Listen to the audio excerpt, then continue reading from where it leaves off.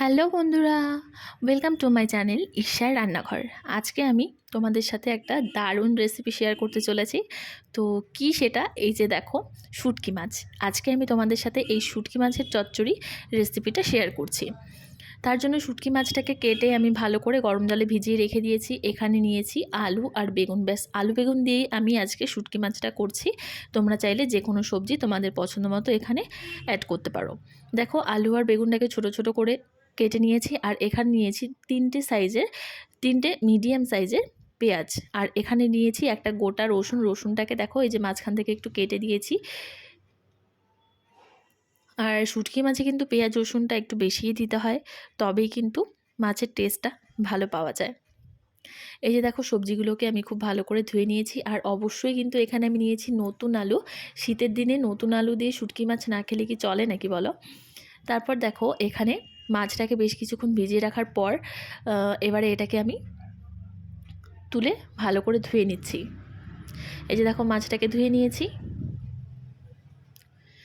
আর একটু বেশি বড় করে কিন্তু আমি মাছটা কাটিনি, ছোট ছোট টুকরো করেই কেটেছিলাম। তারপর দেখো, কড়াইয়ে দিয়ে দিয়েছি সর্ষের তেল। তেলটা গরম হয়ে গেলে তার মধ্যে দিয়ে দিলাম আমি কুচনো পেঁয়াজ। এবারে পেঁয়াজ থেকে 5 থেকে 7 মিনিট মতো হালকা করে ভেজে নেব।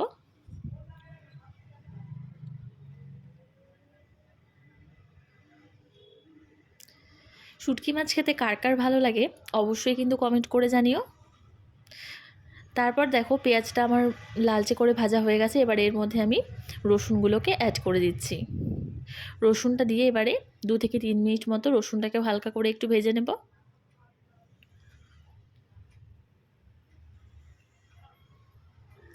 এই যে দেখো, পেঁয়াজ রসুন হালকা করে আমি ভেজে নিয়েছি একটু লালচে করে।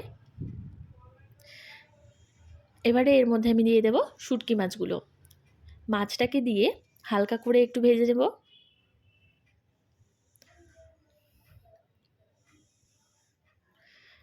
গরম গরম ভাতের সাথে দুপুরবেলা যদি থাকে এরকম শুটকি মাছের ঝোল বা শুটকি মাছের চচ্চড়ি বলতে পারো, তবে কিন্তু ব্যাপারটা বেশ ভালোই হয়। এই যে দেখো, শুটকি মাছটাকে আমি হালকা করে একটু ভেজে নিয়েছি। তারপর এর মধ্যে আমি সবজিগুলোকে অ্যাড করে দিলাম। সবজিটা দিয়ে এবার সবজিটাকেও কিছুক্ষণ ভেজে নিচ্ছি। আর দিয়েছিলাম গোটা কয়েকটা কাঁচা লঙ্কা। এই যে দেখো, তারপর দিয়ে দিচ্ছি হলুদ, লঙ্কার গুঁড়ো, তারপর দিয়ে দিচ্ছি কাঁচা লঙ্কা বাটা। আর শুটকি মাছটা একটু ঝালঝাল করেই করছি। তোমরা চাইলে লঙ্কা বাটাটা তোমাদের পছন্দ মতো ঝাল কমিয়েও দিতে পারো। তারপর দেখো, পরিমাণ মতো দিয়ে দিচ্ছি নুন। নুন দিয়ে এবারে আরও 5 মিনিট মতো এটাকে কষিয়ে নিচ্ছি। এই যে দেখো, সবজিটা ভালো করে কষিয়ে নিয়ে এর মধ্যে আমি দিয়ে দিলাম জল। জল দিয়ে এবারে গ্যাসের আঁচটাকে লো টু মিডিয়াম রেখে আলু আর বেগুনটাকে সেদ্ধ করে নিচ্ছি। আর এই যে দেখো, ঝোলটাও আমার শুকিয়ে গেছে। এবারে কিন্তু নামিয়ে নিলেই রেডি আমার শুটকি মাছের চচ্চড়ি।